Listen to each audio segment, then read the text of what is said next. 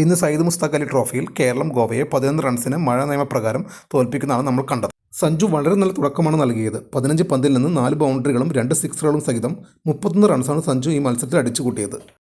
ആദ്യ വിക്കറ്റിൽ സഞ്ജുവും റോഹൻ കുന്നുമലും ചേർന്ന് നല്ല തുടക്കമാണ് നൽകിയത്. 4 ഓവറിൽ 43 റൺസ് അവർ അടിച്ചു ചേർത്തിരുന്നു. 3 നമ്പറിൽ ഇറങ്ങിയത് കഴിഞ്ഞ കളിയിൽ 99 റൺസ് നേടിയ സൽമാൻ നിസാറായിരുന്നു. മിന്നും ഫോം തുടർന്ന സൽമാൻ നിസാർ 20 പന്തിൽ 3 ബൗണ്ടറികളും ഒരു സിക്സറും അടക്കം 34 റൺസ് നേടി. റോഹൻ കുന്നുമലാകട്ടെ 14 പന്തിൽ 19 റൺസ് എടുത്തു. 13 ഓവറിൽ 143-6 എന്ന കിടിലൻ സ്കോറിൽ കേരളമെത്തി. കേരളം ഉയർത്തിയ 144 റൺസ് വിജയലക്ഷ്യം തുടർന്ന ഗോവയ്ക്ക് 39 റൺസ് എടുക്കുന്നുണ്ട് 2 വിക്കറ്റുകൾ നഷ്ടമായി. ഗോവൻ സ്കോർ 7.5 ഓവറിൽ 69-2 എന്ന നിലയിൽ നിൽക്കുമ്പോൾ കളി മുടക്കി വീണ്ടും മഴ എത്തുകയായിരുന്നു. പിന്നാലെ മഴ നിയമപ്രകാരം കേരളം 11 റൺസിന് വിജയിച്ചതായി പ്രഖ്യാപിക്കുകയായിരുന്നു. കേരളത്തിൻ്റെ വിജയത്തിൽ ജലജ് സക്സേനയും ബേസിൽ തമ്പിയും വളരെ മികച്ച പെർഫോമൻസാണ് ബൗളിംഗിൽ കാഴ്ചവെച്ചത്. എല്ലാ ബോളേഴ്സും നന്നായി പെർഫോം ചെയ്യുകയും ചെയ്തു. പക്ഷേ നിതീഷ് ഒരു ഓവറിൽ 25 റൺസ് കൺസീവ് ചെയ്യുകയും ചെയ്തിരുന്നു.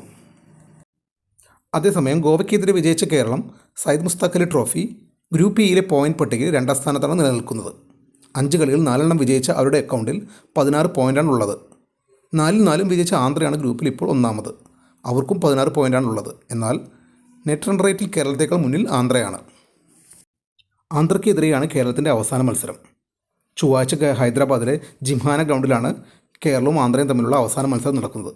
ഈ മത്സരം വളരെ ഇമ്പോർട്ടൻ്റ് ആണ്. ഈ മത്സരത്തിൽ വിജയികളായിരിക്കും ഒരുപക്ഷെ ഗ്രൂപ്പ് ചാമ്പ്യന്മാർ.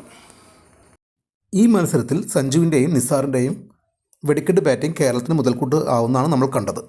കേരള വേഴ്സസ് ഗോവ മാച്ചിൻ്റെ Kerala batting card, Goa batting card and Kerala bowling and Goa bowling score cards and details ഞാൻ ഈ വീഡിയോയിൽ ഇൻക്ലൂഡ് ചെയ്തിട്ടുണ്ട്.